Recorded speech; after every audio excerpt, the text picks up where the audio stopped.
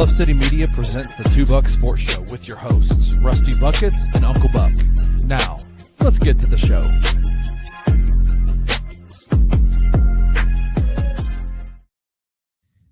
What is up, everybody? Welcome to the Friday edition of the Two Buck Sports Show. I am your guy, Uncle Buck.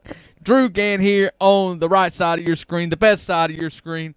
And it's the Friday edition of the Two Buck Sports Show. As you can see to my left, it's not Rusty, but it's another blockhead. It is instigator and extraordinaire, blockhead Stubblefield. Hey, bro. What up, Kenny? I'm just glad you admitted last night that you were wrong.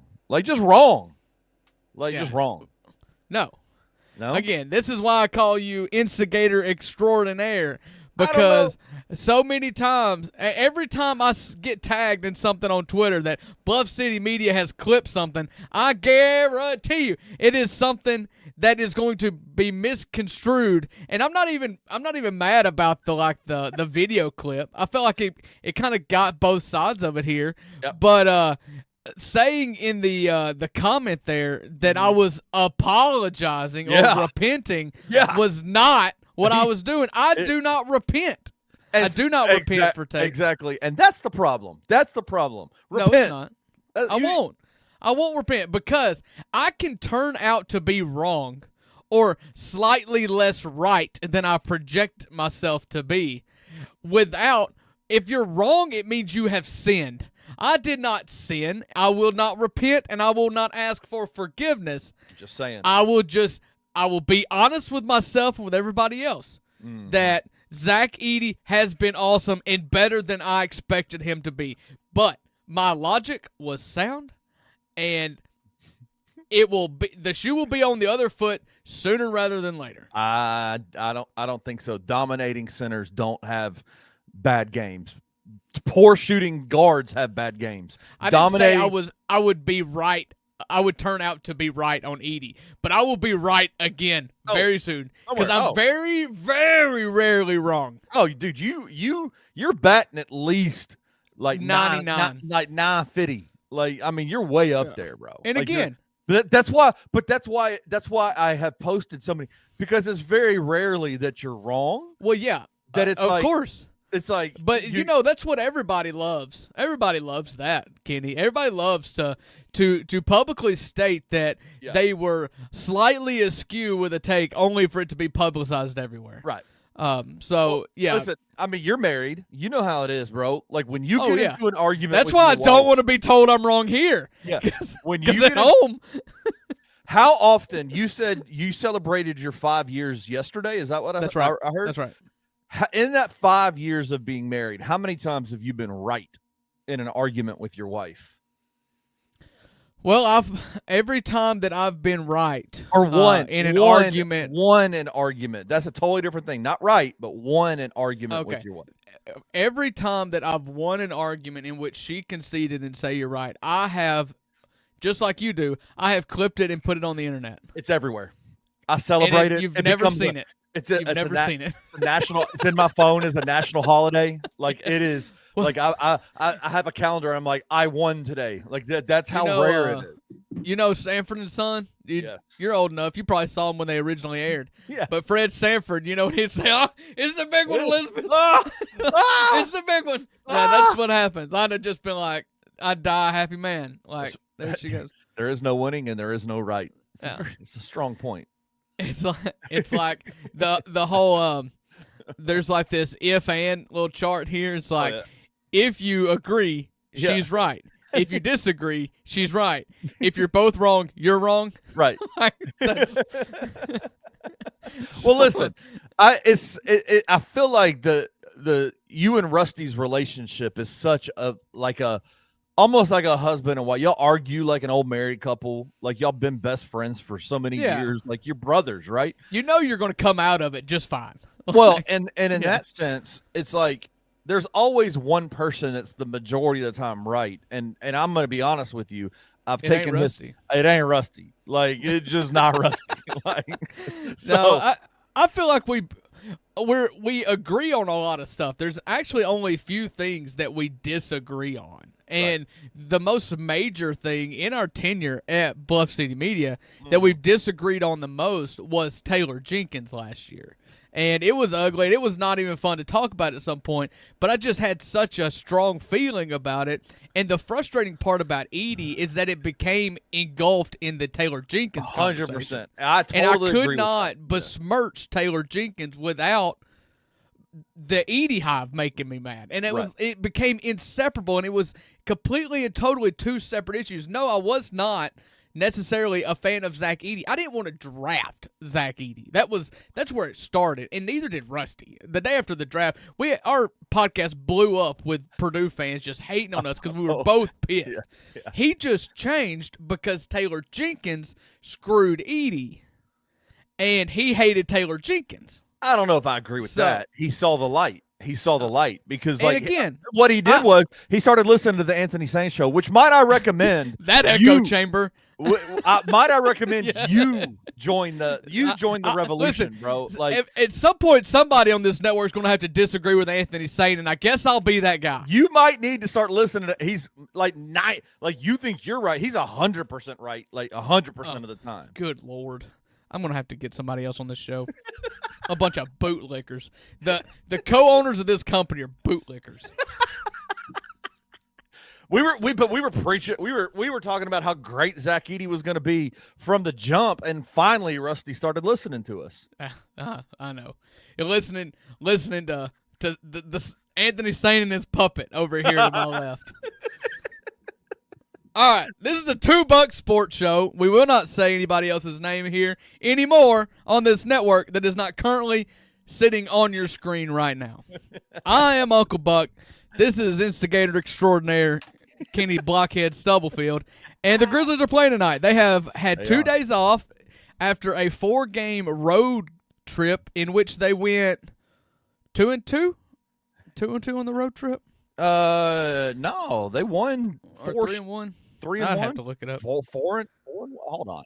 We should know. It's a four-game road trip. I thought it was a 5-game road trip. I thought they went 4-1, but I might be wrong. You do a lot of thinking. I do a lot, then sometimes it doesn't work. This is really great podcasting. This is hey, listen, Friday episode. You're gonna get what you pay for with the $2. The Grizzlies went 3-1. All right. 3-1. My apologies, Memphis. 3-1. Damn, Drew. Yeah.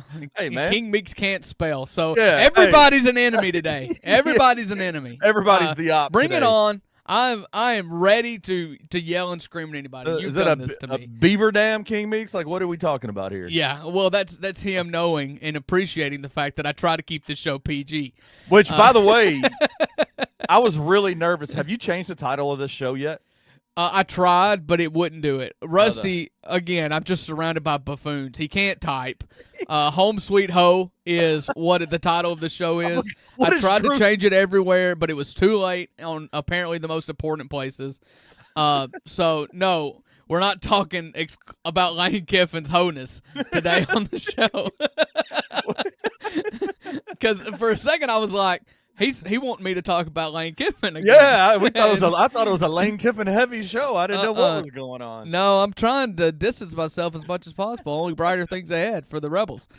And I know I'm in the minority of this. This is a Memphis-centric show. I know there's a lot of Ole Miss fans in Memphis, but on this network, we're 90% Grizzlies guys. We got a lot of Memphis Tigers. I try not to inundate people and overwhelm with an Ole Miss show because I try to give the people what they want.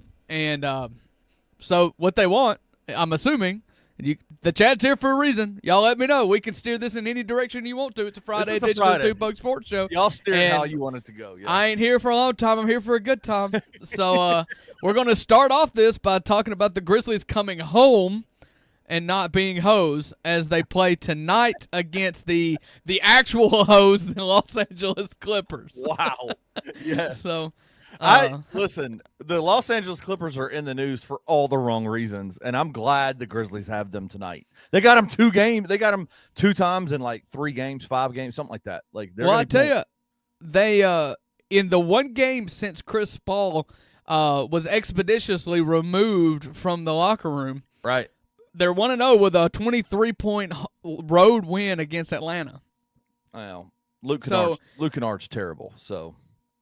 Yeah, but I mean, I think there's other players on that team, and Atlanta's pretty good. It's a fair point. So, I mean, so we've got the Clippers tonight. Yep. I wonder, the Clippers are a 1.5 favorite against the Memphis Grizzlies tonight. Right. If you want to put the FanDuel slide up, that'd be great. Thank you. I don't know what I'm supposed to click, so I'm waiting for you. Yeah, to the scene's over here to the left. You just go to the one that has the Grizzlies pictures on it. There we go. Yeah. So Grizzlies are a 1.5 dogs tonight at home against the Clippers, who, again, like you said, have been in the news for the wrong reasons. And if I could draw one parallel here, if it was as cancerous as it has been, as certain accounts has made it to seem, yeah, it could be a breath of fresh air and a jolt of life for the Los Angeles Clippers. We just don't hear. Like, I know there's a lot of players that don't like Chris Paul. I think he's been kind of he's just a talk dude. Like, he just talks a lot of crap all the time. But why did it go so toxic this time? Like, it's confusing to me. Do you think it's possibly because Tyronn Lue and Chris Paul played against each other? Is there just some like beef there, you think? I mean, it is hard to take to fall in line when the head coach of the organization or your boss or whatever is a dude you used to murder is your peer. You know, I can't get that. Listen, do players hate Chris Paul? Yes, I think he feel like Chris Paul is one of those guys. Russell Westbrook has got a lot of these types of people. They love playing with Chris Paul. They love playing with Russell Westbrook. I've always kind of thought that Chris Paul was somebody, if you were going to be the point god, as they call him, right, and hating aside, one of the greatest point guards of all time when it comes to like leadership. He's made all defensive teams, elevating the floor of all teams and elevating the season of all ceilings of all the teams you've been a part of. You can't do that and be a garbage teammate. So I have a hard time thinking that he's just known as a malcontent. Well, it's not even being a malcontent. He just talks a lot of crap all the time. Yeah. And I think that maybe he just can't back it up with his play anymore. Yeah. And well, if you look at the LA Clippers back in the day when he was with Blake Griffin and DeAndre Jordan, and they hate like Blake Griffin and Chris Paul, they got into a scrap when Blake Griffin was in Detroit. Like, there's not many times you hear a lot of woofing. Like, even last night, you saw Bobby Portis and Isaiah Stewart get after it. And those two dudes are guys will actually fight. Like, they will actually fight. Right. But they were just like, Isaiah Stewart was like holding his fist up and at him like, why yada, you know. I remember probably one of the craziest fights I've ever seen in the NBA was the game. I think it was the Houston Rockets and the LA Lakers when Brandon Ingram, Rajon Rondo, Chris Paul, and James Harden got into a fight. And it was Rajon Rondo and Chris Paul got into a fight. Again, I should probably reshape the way I said that. Okay. I didn't think he would have players on his own team hate him. Like, yes, he is an irritant, and Tony Allen kicked him in the face. Who was it that just shoved him in the back that time after the game? Patrick Beverly. It was the Phoenix Bev. Yeah. Suns. Yeah. And so I know that he is an irritant to other players, but I've always thought that players on his team always had his back, and that's why the infighting that happened inside the locker room amongst apparently vets, because that team, Kawhi, James Harden, CP3, Brook Lopez, I mean, these are just all vets. Right. Nicholas Batum. Like, I was surprised to see that it got out of hand amongst vets with Chris Paul. Yeah, let me ask you, do you think that, like, and I know we're not in the locker room, we don't even ever cover the Clippers, so we don't know really what happened like behind the scenes, but it feels like it must have gotten really bad for them to say you're gone, right? Like, especially like not even a week after he had announced that this was going to be his last year, right? Like, he's a Hall of Fame player, more than likely would probably go in as a LA Clipper, and the LA Clippers said bye. You know what I'm saying? Like, it's weird, bro. It is extremely strange, and that's what I was talking about. Just to get to this point is just wild to me that you do this. But I wouldn't put it past the Clippers. I mean, you know what they did to Blake Griffin with the whole presentation and we're never gonna trade you, and then they traded him. Putting his jersey in the rafters, signing a 5-year max deal, and then trading him within a matter of months. Yeah, like it's not above them. Although, was that the old? That wasn't the old owner. That was the current owner. No, that was Ballmer. Yeah, Ballmer. Because you remember when he was in Detroit, Ballmer tried to shake his hand after when he came back to L.A. and Blake just took off. Yeah, I have never heard this before. I have heard nothing but good things about Ty Lue as a coach, but Wayno saying he's the snake, is that? I've never heard that before. Does he have a bad reputation? I've always Ty Lue has an incredible reputation around the league as being a good coach. The thing with Tyronn Lue for me has always been, you've always been the superstars coach. He's kind of like a younger Doc Rivers. You know, he went from LeBron where he cut his teeth. They fired Blatt. You know, Lue came in. I believe he was the coach for that title team. And then he goes to L.A. where you've got at that time. I mean, you did the Kawhi, you did the Paul George, you did the superstar team, and I've always wondered in those instances how much a coach actually dictates things. You know, because LeBron James doesn't listen. You know, I imagine Paul George and James Harden and PG-13. Kawhi. That's what I meant. You know, if they're not going to just take marching orders if they don't want to do something either. So I've always kind of wondered if he was an empty suit. I think he's a really good coach, but it could be both with him. Yeah, it's weird, man. I don't. As much as I don't like Chris Paul, the player, like because of, and there's just a irrational hatred because of those Clippers teams, those matchups. I've always respected his play. I think he's probably one of the, in my lifetime, probably one of the top 2 or 3 point guards ever to play the game. Right now, I think he's way up there. They call him the point god for a reason, but he's kind of the last of a dying breed as well. Because how many point guards are being drafted these days that are under 6'4"? Like everybody is just athletic. Everybody can finish at the rim. Everybody can move and run. And he is a maybe 6-foot guard who has multiple all defensive teams. Right. How many All-Stars he had? 12, 13 All-Stars. Yeah. The only thing he doesn't have is a ring, which he was the Players Association. And I meant to bring that up. When you said, players don't like him. They obviously elected him for multiple terms as the NBA PA president. And so, man, I don't know. It's just kind of strange. Wayno doesn't get exercised by much. Ty Lue, he doesn't like Ty Lue. This is somebody that we're in group chats with, and I didn't know this about him. Like Wayno, like you know what Ty rhymes with? T.I. T.I. undercutting undercutting sitting head coaches by turning the players against him. Hey, maybe it should be T.Y. T.Y. So. Jeez. Oh man, but no, it'll be a fun game tonight. I'm surprised the Clippers are minus 1.5 point favorites. I said this on the show this morning with Luke, and I'll get your take on it as well. Okay. I know history does not bode well for the Clippers. Historically, Kawhi can't stay healthy. Historically, James Harden can't finish in the playoffs. But if you just take out history and just look at this in a spreadsheet like the Grizzlies front office wants to do, there's no reason why this team shouldn't compete for a championship. Right. I mean, they're a little old. The other side of old is seasoned veterans. Yeah. Made tons of money, made tons of all-star teams. You've got a lot of talent there. Ty Lue, despite his, what we've been talking about lately, is highly regarded as a coach in the NBA, except for by Wayno. But I think he is highly regarded amongst coaches and players. Yeah.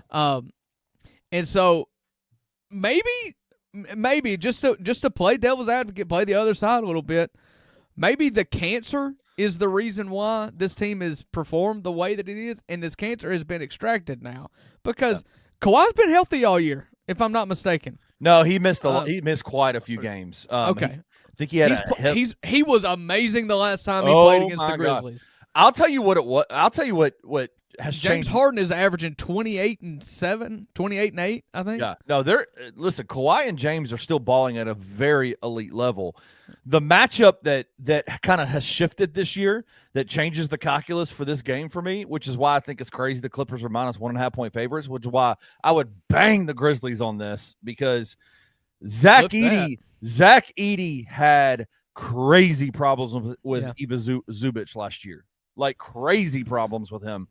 And he made him look like a baby child out there in that last week's game in LA. Like Zach took him to school. And so I wonder, like, if you've got that matchup, because that's the guy, that's kind of the key for that team. If James isn't hitting shots, if Kawhi's not playing, whoever, it's Zubac being able to like get a bunch of rebounds and be a nuisance and a pest extra around the possessions. Rim. Right, extra possessions for him. That's always been what Zubac is so fundamentally does. Is just gain extra possessions, be a big body, be a good screener, be a good finisher around the rim. Like, yeah, he's great. We've loved him. We've talked about him ever since Steven Adams left. Right. Is like, oh, it'd be cool to have somebody like Zubac because all the Grizzlies ever wanted was another big lug that could set screens for Ja. Right. And it was like, oh, that's the guy. And, Hartenstein, that was another one that was just in the same realm of non-floor space. Dude, we wanted Andre Drummond. Screens. We wanted Andre Don't Drummond. Say we. Don't say we. The entirety except for Drew of BCM wanted Andre Drummond on this team, bro. Like, I never stumped for Andre Drummond. I see the validity there, but I will not stump for Andre Drummond. But anyways, this is a different team. Like last year's Edey is obviously not this year's Edey. You saw an incredible performance from him in Los Angeles at the Intuit Dome. Last time that the Grizzlies and Clippers played each other, I believe he went for like 18 rebounds. Is that the game he went for like 16 and 18 or something like that? Just an outrageous amount of rebounds for. Yeah, let me look at the box score real quick. He went 32 minutes. He only had 5 points, but he had 19 rebounds, 3 blocks. I mean, that was a game where it was like, yeah, he didn't get a whole lot of points, but man, he was just everywhere on the boards, everywhere. Yeah. So other player props we've got on our screen here. Jaren Jackson Jr. over under on point total is 20.5. Cedric Coward 12.5, and then Edey is 12.5 too. Edey has not had less than 15 rebounds in 4 consecutive games. I feel like FanDuel is giving us money if you want to take the over on Edey rebounds here. And you just hope that the Zubac doesn't kind of wash out because he's not a bad rebounder. He is not a. Oh, he's awesome. He's awesome. He is awesome, and I just wonder if it just kind of equalizes out just a fuzz. Except for those two guys are matched up against each other, and I think you're seeing. Brevin Knight said it on the Night Court podcast yesterday. He asked Zach. He asked Zach this season. He said privately was like, "Hey, what's the biggest difference between this year and last year?" And he said, "Last year I was in so much pain. My ankles hurt. I couldn't move. I couldn't do anything. I feel so much better this year." And you're starting to see that. You're starting to see that agility. You're starting to see the movement. You're starting to see all those things. So that ankle surgery that he had absolutely has, in Zach's eyes and in what we see with our own eyes, has really stabilized Zach and what he does out there on the floor. Like it's pretty crazy. He's been great. Can you not record that show inside of Brevin's house? Why do you make these people struggle and suffer on the back patio? That was full on Brevin Knight, bro. Like I got there to his house and I said, "Hey, it's not that cold outside. What do you think?" We went outside, we tested it. He said, "Yeah, we're good." And then about 15 minutes later, as I'm done setting up, he comes outside and I was like, "Yeah, bro, it's really cold out here." Like, it's really cold. Do you not understand what's going on here? Yeah, it was bad. And I know he's a Jersey guy, but he hadn't been in Jersey in a long time. Yeah, so, he's a Southern boy now. Yeah. I've always thought that. I'm like, because even when it's 95 degrees outside, they're outside patting their foreheads. I mean, like, just go inside. We Go love it. inside. Hey, man. When you have a golf course as your backyard, you take advantage of it. Scenery. Well, I mean, it is beautiful. It is beautiful, but you need to have a backup plan. We have a 17th fairway in the back behind. Y'all don't go be looking for Brevin's house, by the way. But Well, no, I'm just gonna go on every golf course in Memphis and just drive to the 17th hole and be like, Brevin, and see who comes out. Oh man, but no, so I think that's so interesting though. Like the we didn't know. I don't think we understood how much pain Zach was in last year, right? Like, and there was. No, I certainly didn't. And so it's, but I think that explains a lot of what we. I mean, he only had to run from the 3-point line to the 3-point line. It wasn't like he was doing a lot of running. He had to go from the corner to the corner, right? Like he didn't have to do a whole lot. Yeah. Gosh. Anyway, so that's the Grizzlies and the Clippers game tonight after a two-game 2-day break off of a 4-game road trip. The Grizzlies play tonight in FedEx Forum at 7 o'clock against the Los Angeles Clippers. The hatred's still there, Kenny. it is. You know, most people would say, oh, well, those Lob City guys, they're not there anymore. Why do you hate them? It's like, because I brought in a lot of James Harden hatred. Like, I've always hated James Harden. So it's just like a never-ending fountain here. All right, like power rank your hatred. All right. They are lower. They are lower than they used to be. Power rank your hatred of teams in the NBA right now. Who do you dislike the most? You know, I'm about to shock you, I think. Yeah. Any team that Klay Thompson's on. So Dallas. Yeah. I think they may have moved up. So I would say Golden State, then Dallas, and then Oklahoma City, just because I'm envious. I'll be honest, it's just straight envy. It's just straight jealousy of what they've got from the Thunder. Are the Clippers still up there though? Top 5, maybe? The Clippers are up there, but honestly, I haven't felt them to be peers in a long time. Like, we haven't met them in the playoffs in a long time. I hate the jerseys. I hate the name. I hate the laundry. I hate James Harden. But I used to like Kawhi a lot. Kawhi's fun to watch. And so they're still there, but we're missing that playoff intensity that we had 10 years ago. Well, because Blake Griffin was so easily unlikable, right? Like, has anybody done a 180 more than Blake Griffin though? Because when he's just talking now, he is extremely likable. He was wholly unlikable on the court, but as a personality, and I think he's hilarious. I think he's funny.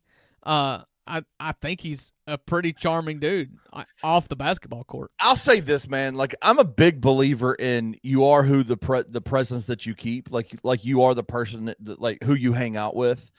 And I am not a fan, and this is completely off the rails of what we want to talk about today, but I think one of the lamest segments of society are 2025 stand-up comedians. I think they are lame. I think that they are like there's a certain segment of them. Like, I think Nate Bargatze's hilarious. There's a certain segment of everything. 100%. But the overwhelming majority of stand-up comedians have like very hacky, very just gross. The way that they talk about people is just gross. And then to couch it as jokes is really annoying to me, because then you get to somehow escape accountability for the nonsense that you say. Blake Griffin started hanging out with them in his post game, or in his post career time, and that annoyed me, because I was like, Blake, you're funny enough by yourself. You don't have to hang out with these losers, right? Like, these losers. We part ways on comedians. We truly part ways on comedians. Yes, there's a line. There goes too far. On a lot of occasions, that is the case. However, comedy is dancing on a line. Like, no. you cannot be a passive comic. You cannot be a safe comic. And I think comedy is more alive and well than it has ever been. I totally disagree. I'm sorry that your life has no laughs. No, I laugh a lot. I think that when you are like, comedy is not about punching down. Comedy is about punching up, right? Like, you punch up.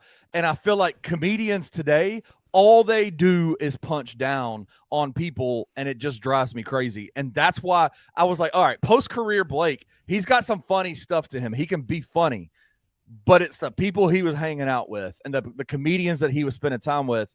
He almost kind of fell into the hackiness of it all. Yeah, I think that that comedy should be protected. I'm not saying you should be able to go out there and drop words that people shouldn't say. I'm not saying that you should go make fun of crippled people or the mentally handicapped. But comedy you don't watch is comedy meant, then. You don't watch comedy. Comedy is meant to find the line, and the line is where it's funny. Sometimes it goes over, sometimes it hits, but if it's funny, it's funny. So. Well, I'll say this. I think Blake and everybody has it's just like music. Like everybody has their own taste. I think what Blake is doing with, I think he's on the studio show for Amazon Prime, right? Right. He's phenomenal in that. Like I think that whole show is awesome. Like that whole content is great. And I think because he's very funny. He's naturally a funny person, and he's able to talk basketball, which is in his wheelhouse. And the show is actually really good content. It's not just because that's him in UD, right? UD's in there. Steve Nash has been in there before. I think it's is it Mariah Taylor? That's Maria. It's Mariah. Not according to ESPN over the last 15 years. Well, they're wrong. It's Mariah Taylor. I figured she would have corrected him by this point, but who knows? But they're awesome. That show is awesome. I think he does a great job. Yeah, Dirk there. That's right. That's the other one. I mean, it's great. It's great. So I think he's really good in that role. But yeah, I'm the wet blanket of this whole network, man. I hate comedy and the 80s. That's the one thing we won't disagree on. You are the wet blanket of the network. And anybody who says I love the 80s, I hate the 80s, the next thing they say out of their mouth, just disagree with it. It's a safe bet. It's a safe bet. We are pro hair bands here. We are pro John Bon Jovi. We are pro Stranger Things. Everything in the 80s. If I could have been born in any era, I wish I would have been born in the early to mid 70s so that I could have the full experience of the 80s. Then you'd be an old man like me, bro. Then you'd be an old man. I would be the same age as my dad. And I grew up listening to my dad's music because in his mantra, he made me a book. Me and my sister's a book a few years ago. It's Dad's 100 Thoughts. And like number 2 was like always carry a pocket knife. Just little quirks here and there. Oh, that's pretty cool. Rules that he lives by. And my dad said any music played in my vehicle is good music. Or he said, there's 2 types of music, good music and bad music, and you will never listen to bad music in my vehicle. And we listen to hair bands, we listen to 70s rock, we listen to everything. But primarily 80s hair bands, Meatloaf. I mean, I've got such a soft spot for that era of music. And so, yes, anything set in the 80s is right up my alley for a kid that is just purely a 90s kid. Hey, I'll say this. I don't like comedy in 2025. I think it's lame. I think these dudes are lame. You don't have to say it again. I don't like the 80s, but I like 80s comedians. Does that make it you like Eddie Murphy, Richard Pryor? Yeah. All right. Yeah. So we're gonna. Wayno, what year was Wayno born? Do we have his birthday? Do we know? I think Wayno said he was like early to mid 40s. I was born in 1981. Wayno, 1981. So you're 44. Yep. I think you and Wayno are about the same age. Yep. Don't quote me on that though. All right, that's it. Oh, God, you have ruined this with your comedy takes. It's my show, and you have just pissed all over it. I'm going to clip. I'm going to do to you what you've done to me today, and I'm just going to clip you talking bad about comedy of all things that's supposed to make you laugh, despite the topic. Make me laugh. Well, maybe you're a curmudgeon. You are a curmudgeon. If Tracy were to walk into the room right now, she would say that's the one word she uses to describe me on a constant basis. Yeah. Stop being a curmudgeon. Yeah. Scroogerfield. We're going to take a break. When we come back, we're going to talk Memphis Tigers coaching search a little bit. Let's go. For football, we're going to talk the upcoming championship weekend across all major conference sports in football. And I don't know. It's Kenny. We're here. We'll do a bunch of stuff. So we just have breaking news as well as Penn State has finally hired a head coach. So we'll get to that after the break, too. So stick with us.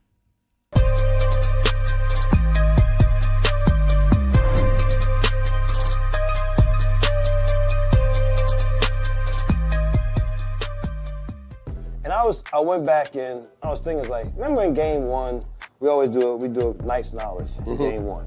And I usually like to come up with a word for the season.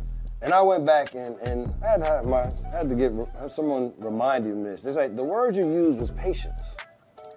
And it was like, well, and then we start off the season and everybody was frantic. Yeah. But you said we're supposed to be patient because of all of the factors that we had. All the ifs. Because of the ifs. And so you got the growing pains happen. But just as a unit, I give the coaching staff a lot of credit, give the players a lot of credit, because despite all of the outside noise, and there was a lot, they figured out how to stay together and find a way to win games. Yeah, and it was good to see. Tune in to the Night Court podcast with your hosts, Rob Fisher and Brevin Knight, on the Bluff City Media YouTube channel. In the heart of the Highland Strip for 27 years, Trilogy Tattoo has helped tell stories for Memphians for generations. Located at 530 South Highland, Richie and his team are waiting to help you tell yours. From tattoos to piercings, your body art should be as unique as you are. Voted a Memphis Flyer top 3 tattoo shop in the city of Memphis since day one. Your story will be safe here at Trilogy Tattoo. Open 7 days a week, Monday through Saturday, 11 to 11, and 3 to 11 on Sundays. They have convenient times waiting on you.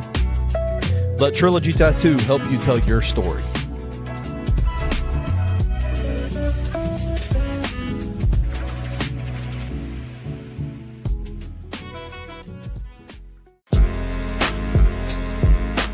In Memphis, we know a thing or two about resilience. From the grindhouse to the Delta, we protect what's ours. But when pests invade your home, it's time to fight back.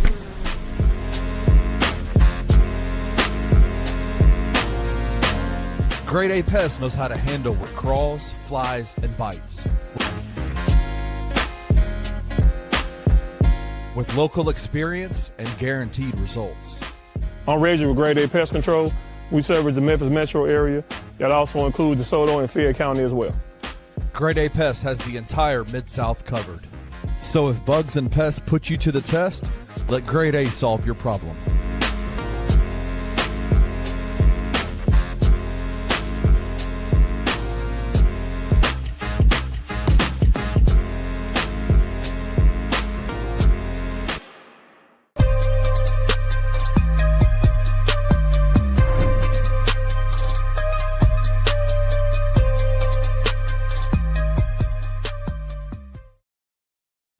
Welcome back to the Friday edition of the Two Buck Sports Show. I am Uncle Buck. On the right side of the screen, on the left side of the screen, you can see the little pane with Kenny's camera. It is 99% taken up by the big old blockhead of Kenny Stubblefield. You can barely even see your headphones, buddy. Your face is taking up so much of this screen. It happens, bro. You got a lot of brains. You got a big head. I don't know what to tell you. Buddy, it sounds like change in a pocket every time you walk by me, because that brain just ding, ding, ding, ding, ding, ding, all the way around that large cranium you've got at the top of your shoulders.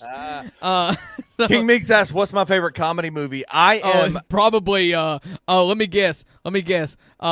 His favorite comedy movie is Schindler's List. No. Yes. He has no comedy taste. Very good movie.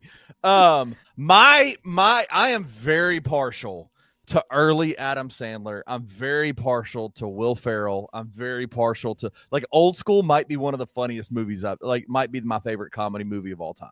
Like, but like Happy Gilmore, the original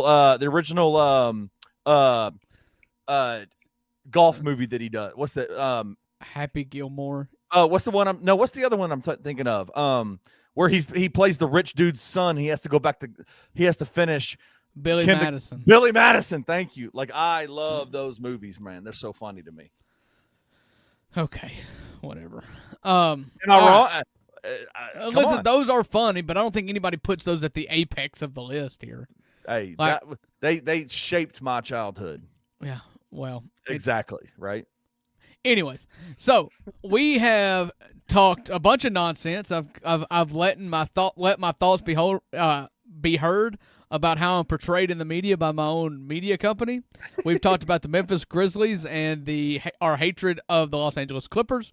We have talked the upcoming game tonight against said Clippers, and now we're going to get into some college football stuff in our third segment. We had some breaking news right before we hit the button to go to commercial, Right. and that is that Penn State, after 50 days of a coaching search in which they were the first team to fire their school and they are the last team to hire a coach, Unreal. they have finally landed on Matt Campbell. Matt Campbell, the sitting head coach at Iowa State. Before Iowa State, he was at Toledo. Right. And he is a prototypical system builder, good to great football coach. What he's done with the consistency in Iowa City for the Iowa State Cyclones, I cannot believe that he has not gotten a bigger job since then. To me, it shows that he was waiting on the right fit and a big name, because Arkansas really tried to get Matt Campbell to come, and he said no. He's going to be the head coach at Penn State, and so I think they may have lucked around and got an awesome hire. Yeah, no. I mean, when I saw the name Matt Campbell this morning, I was like, how has he not been scooped up by somebody else? Like, why was he not involved in conversations before? I think Arkansas reached out to Matt Campbell early on in their process. Like and you know, it never went anywhere, I guess. I think Arkansas totally tuned me out, didn't you? I did. I'm sorry. I just said that. Oh, my bad. I'm in the like, listen, let me tell you why.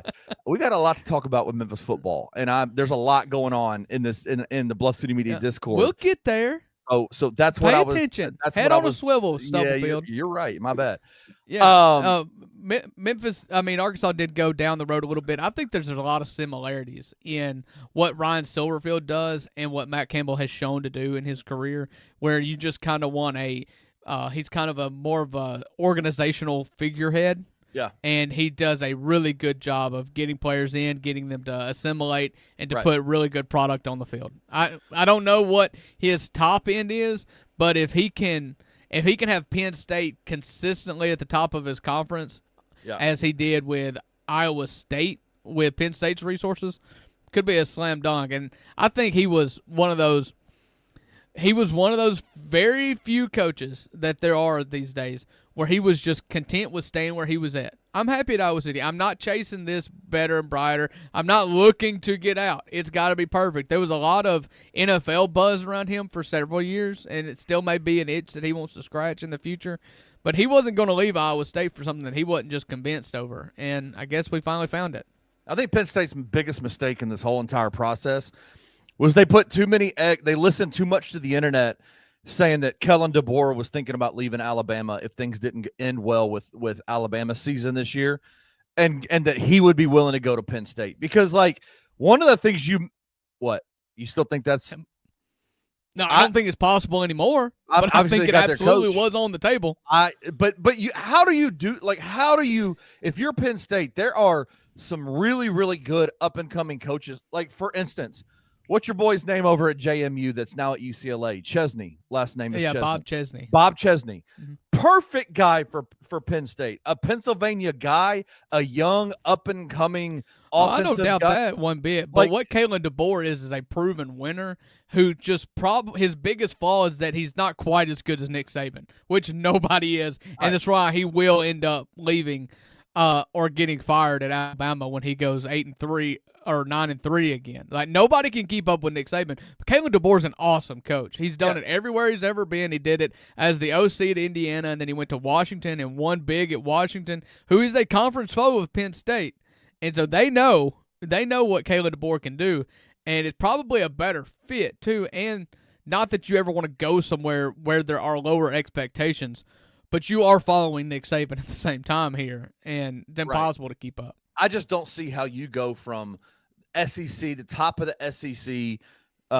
You're playing in the conference championship this weekend in your second year, and you are like, for Penn State to then go, he might come here, and when he's got Alabama at the peak of where they can be. It's not the field stuff. I think you make the decision, right? Like, you make the decision. Penn State, you be on the offensive and make the decision. Go get your guy. Even though I think they hit a home run with Matt Campbell, I think Matt Campbell's going to be fine for them. You had literally, I think Penn State probably had their pick of anybody else that wasn't named Kellen DeBoer, and they just waited.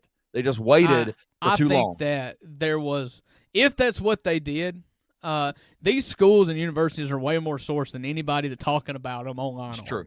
Like, they have private firms that conduct these searches.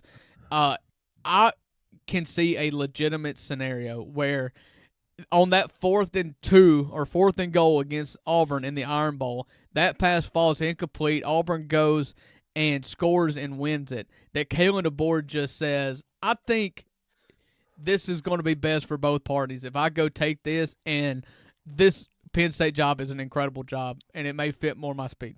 Yep. You might be right. You might be right, but in the end, you lost out on every other good coach out there. Oh, they did not handle the coaching search well. There's no doubt about that. Yeah. I'm not making that argument. I'm just saying that I think there was probably a little bit of validity to the Kalen DeBoer rumors. Yeah. I don't know to what extent, but he was never going to walk away from a playoff team. That's stupid. That would be dumb. It would be dumb. It'd be dumb. Whoever does that is an idiot, right? And probably a narcissist sociopath, and wants to be the main story of his life. I don't know. I love the fact Ole Miss as a university has put an absolute media blitz together over the last 48 hours. Yeah. Just talking about the things that we have spent the whole year. I've been bemoaning all year that we have not been talking about. Trinidad Chambliss should be having a massive Heisman campaign now, and they're just now starting it because the story was Lane Kiffin. Kawan Lacey is a finalist for the Doak Walker Award for the best running back in college football, and nobody's talked about it because we've always been talking about Lane Kiffin, and rightfully so at that point. Like, that has been the story. It's been an amazing, incredible story of ginormous proportions. But we've missed out on so much, and the players have gotten the shaft on it, and it's a shame. There were the finalists for the I forget what award it is. They're all names, but it's the best quarterback. Is Maxwell Award? Is that right? The best quarterback. Is it Maxwell? For some reason, Johnny Unitas, but that's NFL, isn't it? Yeah. Johnny Unitas I think is the D2 award. Or no, that's the Walter Payton. I don't know. I'll find it. The best quarterback in college football award. Yeah, they listed their 10 finalists, and Trinidad Chambliss was not amongst them, and it's just an absolute disservice. And that's because Ole Miss has not been able to tell his story well because they've been trying because there's been a distraction. They've been trying to massage the out of control ego that they had in their head coaching office. Yeah, they're just trying to. That's the thing. When you get on Lane's ride, you have to take its course, and and that has been to an incredible disservice of the players this year, despite the fact this has been Lane's best coaching job he's ever done. Yeah, it's been a great coaching job. Again, I don't think enough has been said about how much Lane tried to destroy the University of Mississippi on the way out of leaving Oxford. And that's the sociopath path of it all. Is because if you ask Lane Kiffin right now, he would say, "I don't know what I did wrong," and he's the victim. This is not my fault. Yeah, this is not my fault, bro. It's a case study, a clinical case study on a psychotic behavior. I'm surprised we haven't seen YouTube videos. Oh, Davey O'Brien Award. Oh, okay. Okay, thank you, King Meeks. I was way off. Yeah. But yeah.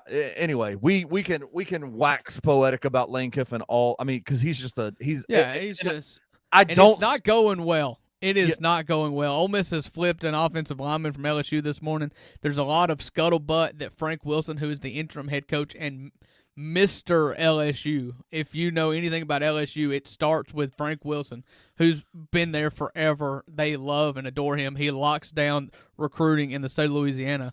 That as soon as Lane stepped off the plane, he pissed him off, and there's a lot of Ole Miss fans wondering if he's coming to Oxford now because they're starting to flip LSU commits. The defensive coordinator is probably going to take Blake Baker, who's one of the best defensive coordinators in the game, probably going to take the Tulane job. I would doubt Tulane. And if he takes a Tulane job, he's taking some LSU staffers with him. Bro. The Ole Miss staffers that promised to go with him are all in Oxford right now preparing for a playoff and have not signed a binding contract yet. Charlie Weiss is in Oxford right now. Yeah, and he has signed something, but nobody believes it's binding. There's like these MOUs, it's like a letter of intent, basically, but it's not a contract that's binding. And so it could get really messy there. And I don't foresee Lane Kiffin struggling at LSU, but this is the recipe if he does. That's not what we're talking about today. I want to talk about the Memphis football head coaching job that's open right now, and I've got some thoughts about it. I'm gonna lob this up to you because I just see snippets. I see coaches' names tossed around, whether it be the guy at Kennesaw State or the guy at Southern Miss, who I think is a rock star, or Dan Mullen. There's some stuff there. I want to get your kind of 1-minute thoughts on the situation, kind of recap it for me, and I've got some thoughts about which way I think Memphis should go. I'll say this. I'll caveat this whole thing, and if you want to know my full thoughts and what I think is going on here, check out the Bluff City Media Discord. I'll post a link on our Twitter to actually jump in there and join it. We've been talking. This has been honestly, we haven't had a coaching search at the University of Memphis since 2013, and this is a lot of fun. This has been fun. Like, this has been a lot of fun. It's wild that, especially for the University of Memphis fans, our main topic of conversation right now is a coaching search for the football team instead of the University of Memphis basketball team full in the throes of a non-conference schedule. Coaching searches are fun. Extremely fun. And I've been through this. This will make, 3 times in the last 10 years, 4 times in the last 10 years. It is coaching searches are so much fun. Right. The main question that has been talked about is Memphis fans and the administration. What is the archetype of a coach they're going after? Right. Like, who are they going after? Are they going after a guy who, and I know that everybody's going to say this, like I know every coach is going to say, this is where I want to be forever.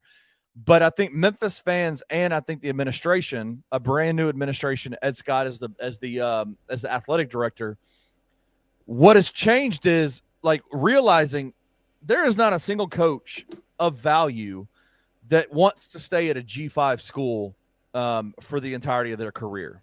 And so being able to like recognize one of the major values that Memphis fans have held for a long time with their coaches, with their players, with whoever is, are they a Memphis guy? Like, do they want to be in Memphis forever? I would suggest that most Memphis fans have changed their opinion on that. Like, we want to win. Like, that's where people are, is let's get the guy who's like, hey, listen, I want to come here. I have the resources, the talent level, the recruiting channels, all those kinds of things to be able to come in and win the American 2 times in 4 years. And then in 4 years, I'm gone. Like in 3 years, I'm gone, right? Like I'm moving to a bigger and better Power 4 school. And then Memphis has to go do this all over again. And I think there's been a level of fear there of like, you get a guy in, do you get a guy in who's going to be around for 10 years, or do you get a guy in who looks at Memphis as a stepping stone job? And that has negative connotations to it, right? Like nobody wants to be a stepping stone in any part of life, but I think it's okay for Memphis fans to realize Memphis is a stepping stone job. Mm-hmm. And it's okay to realize that. It's okay for us to be that way. And I think it opens up the group of people, the group of coaches in which you go after if you have that mindset. Yeah, I mean, you look at just to speak on the stepping stone thing real quick. You are a G5 school. Like, as much as you may rue that fact, it is true. It is a step below. But what you want more than anything is to be a Power 4 school. And there is conference realignment coming up. There is all this other stuff coming up. But if you're going to be a candidate for conference realignment, you've got to be highly successful. Highly successful. And in the years past at Memphis, when they've been the most highly successful team, their coaches left and taken Florida State or Virginia Tech. And what is Memphis in that scenario? Set up for success for the next guy. You can either fire a coach because you're really awesome, or you either lose your coach because you're really awesome, or you fire your coach because you're really bad. Yeah. There's Or only you're like- about 5 jobs out there in which you could say a successful coach would not leave for any other job. Right. Ole Miss is not one of those, for the record. And I've never said it was one of those. And when Lane Kiffin came around, they were like, oh, he's not going to stay 2 years. Well, if he only stays 2 years, which turned out to be 6, we will be one of the best jobs in the world because that means we've won. Yep. If a coach takes a better job from your university, that's because you have done and he has done an incredible job and you're in a good shape. Yep. I would say that Memphis has been for the last 6 years has been in a place of stable mediocrity. And I think that it's time for if the Tigers really want to get to where they want to go conference wise, if they want to get to, you've got to go after guys that are maybe not as stable in terms of long-term solutions, but guys, the perfect example is a guy you just talked about, or the school you just talked about in Tulane.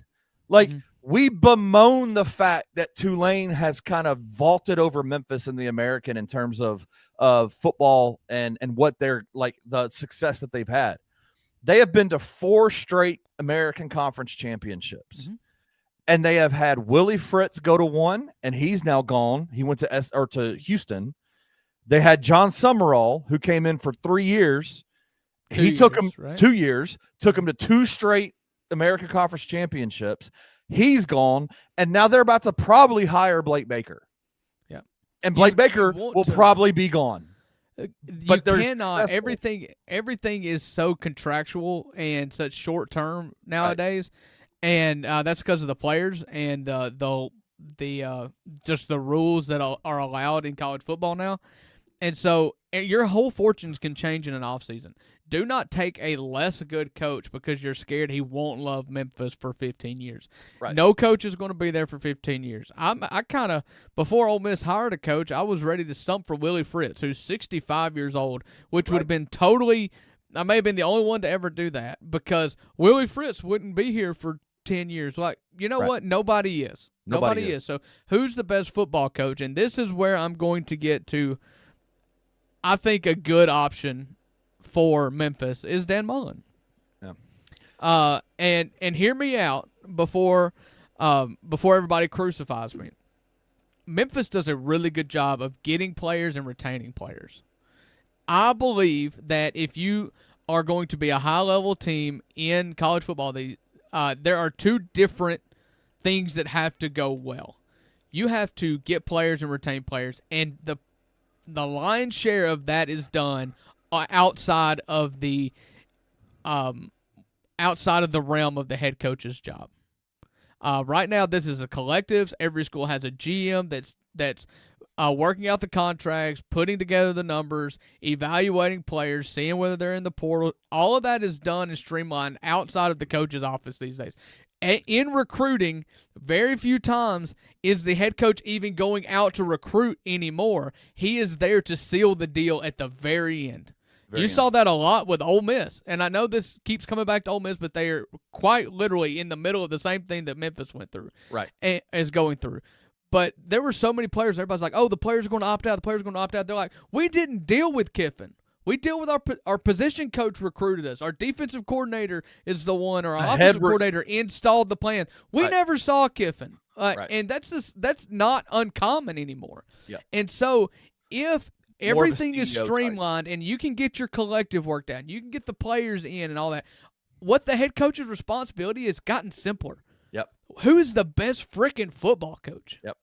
And as much as I hated Dan Mullen in the past, he is a really good offensive football coach. And I just wouldn't roll my eyes at it. And I feel like there's a lot of people that would revolt over Dan Mullen, and that is just my case as to why you shouldn't X him off the list just because he's has been, or he got fired from an SEC school, or that he was on a panel talking about football 16 months ago. Like, he's a really good football coach. Well, he's at UNLV right now, and they're playing in the conference championship tomorrow. Right. And they which is, again, just goes to show, if the concern is, well, I thought he was older than what he was. I think he's like 52. Like, he's only 52, 53. Yeah, he's young. But the college football has not passed him by. The NIL stuff has not passed him by. The transfer portal's not passed him by. He's got UNLV in the conference championship in his first year at UNLV. Tomorrow they will be playing. It's come down to, and here's what I'll say. Ed Scott, the new athletic director at the University of Memphis, is one of the things he hates more than anything, and I've heard him say this. I've talked to many people. He hates leaks more than anything out of his athletic department. More than any, Penny Hardaway hates leaks for the Memphis basketball team. Ed Scott hates leaks more, right? Like, I feel like that's pretty unanimous across. He is actively doing things in this coaching search to protect the integrity of the coaching search and not allow it to get leaked out. Which is a sign that you are doing this correctly. 100%. I say all that to say, shout out to Ed Scott for the way that he's handling this coaching search. But the overwhelming two names that have come out in this whole process is Dan Mullen at UNLV and Jerry Mack, who's the head coach at Kennesaw State, who also is playing in the Conference USA Championship tomorrow as well. So I think there's a reason why we haven't heard a final name yet. But I'll say this, and I'll say this on this show. I haven't said this anywhere else except for the Bluff City Media Discord. I have been told by numerous sources the deal is done. They have their guy. The guy is signed. It will be announced either this weekend or on Monday. It'll be announced on Sunday or Monday, is what I've been told. I have it on really good authority, and there's a lot of different names that are out. There's a lot of folks that I trust that say it's Jerry Mack. There's a lot of folks that I trust that say it's Dan Mullen. I have it on good authority that Dan Mullen will be the next head coach at the University of Memphis this year. But that could change. There could be multiple different scenarios being pushed to different people in order to keep the integrity of the coaching search done. But I'll just say this, from what I've been told, it's done. They have their guy. The contract's been signed. And from what I've been told, it will be Dan Mullen. And I don't think you should revolt around this. No. Ed Scott's done a really good job. He's been the antithesis of Tennessee. And there's been a lot of science behind leaks and everything. I think leaks are put out for many of different reasons. A lot of times they leak something as like a trial balloon to see if the fan base will revolt. And sometimes they leak it out so the fan base will revolt because the guy they actually want to hire is less popular than or is just slightly more popular than the other guy, but still pretty unlikable. Yeah. And I think that it should be commended that you hire an athletic director and you let the athletic director make the call. You let the athletic director make the call with as little outside interference as possible, and then you stand by the athletic director as he makes the call and don't let public outrage or anything else do it, because there's been plenty of instances in which public outrage has resulted in worse coaches getting hired and better coaches being ran out with pitchforks and lanterns. So just stick with it. Yep. I think Dan Mullen. Charles Huff. Charles Huff. Yeah, I thought he was really good. No, he's great. He's great. Yeah. I think he'd be great. I think the three names, Jerry Mack, Charles Huff, and Dan Mullen, would all be home run hires for the Tigers. The one thing about is that you have some history with Dan Mullen, right? Like, what he is. Jerry Mack has been extremely successful at Kennesaw State. He would be a fantastic choice to be a head coach at the University of Memphis. More resources, more opportunity, a better conference. There's no reason to think that he couldn't replicate what he's done in the Conference USA. Kennesaw State's been an FCS FBS program last year, right? Till last year. This is their second year. And so shout out to him for the work that he's done. But I think in terms of home run hire, Dan Mullen is the guy that I think reinvigorates everything about this program. The Tigers have they're in such a unique spot. They want to get into a Power 5 conference or Power 4 conference. They have a lot of money flowing through the university and the football program right now with the Fred Smith Family Foundation, with FedEx, with all that kind of stuff. You got a lot of money flowing through there, a lot of support. You got a brand new stadium that's going to be opening up next year. There was a lot of dread about Ryan Silverfield being the coach at Memphis next year because it felt like we got all these cool things happening, yet we got this really mediocre head coach. And so this whole process has revitalized, I think, Memphis fans around this football program of, man, it's Ed Scott's athletic department and this is Ed Scott's hire. And I think people are excited about it. There's nothing easier to do than rally a fan base over a coaching hire, because they're either leaving and you can say screw him, or they're either getting fired and you can say thank God, let's turn the page and let's try. Hope springs eternal. Right. And we are two people on opposite sides of that. You guys are, well, I take that back. We're both just kind of like screw you, but you're more thank God than I'm more like screw you. But he did leave a pretty good thing for a perceived better thing at Arkansas. Did Silverfield, and Ole Miss is just 100% screw you. He's such a weird dude. Ryan has been Arkansas has media blitzed the Northwest Arkansas to death, trying to get the fan base on their side. And I've said this before. He is not going to be that guy that rallies the troops with his words. No. But he's Taylor Jenkins when it comes to like putting him in front of a microphone and just be like, who cares? But what he's going to do is recruiting wise, he's flipped the script recruiting. He has gotten 3 or 4 guys now that are top 10 guys in Arkansas to flip from their previous place and come to Arkansas. He will do that every year. You're going to love his recruiting if you're an Arkansas fan. But it's the microphone and the field that you're going to be like, because here's the thing. Our whole thing this whole time has been about Ryan. He'll be great in Arkansas if he gets really good coordinators. He's bringing Tim Cramsey from Memphis to be the offensive coordinator at Arkansas. That's not a good sign to me. No. I'll just say that. I mean, I'm not tapped in with Memphis, but I thought that their offense was always pretty good. It may not have been this year. It was boring. It was boring. There was zero variety to the run game. They had 2 200-yard running backs in Greg DeRosier and Sutton Smith, and all they would do is just zone read right, zone read left, up the middle, zone read left, zone read right. It was just the same thing every time. So that's where it's at. So I think we'll hear a final decision from the University of Memphis over the weekend. We'll probably come back.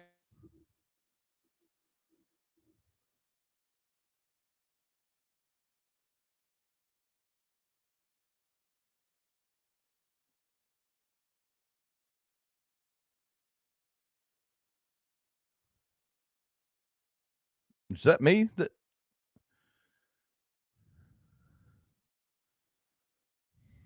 Is my internet out? Can y'all still hear me? Did Drew's internet go out?